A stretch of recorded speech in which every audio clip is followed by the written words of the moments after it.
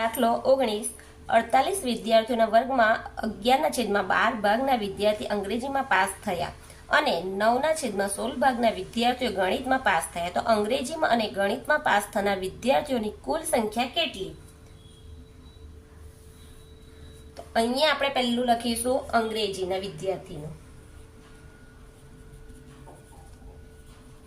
અંગ્રેજીમાં પાસ થનાર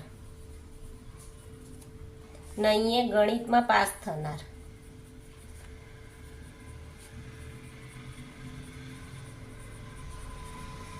અંગ્રેજીમાં કુલ વિદ્યાર્થી કેટલા છે? 48 ને અંગ્રેજીમાં પાસ થનાર કેટલા છે?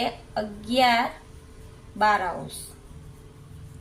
તો 12 ચોક 48 એટલે કેટલો આવ્યું? 4 × 11 એટલે કેટલા આવ્યા? 44.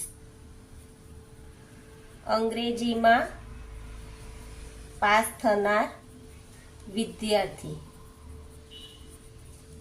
ગણિતમાં પાસ થનાર વિદ્યાર્થી માટે કુલ વિદ્યાર્થી કેટલા છે? 48 અને કેટલામાં? 9/16 નો ભાગ છે તો 16 તાલી 48 એટલે 3 × 9 27 એટલે 27 વિદ્યાર્થીઓ ગણિતમાં પાસ થનાર.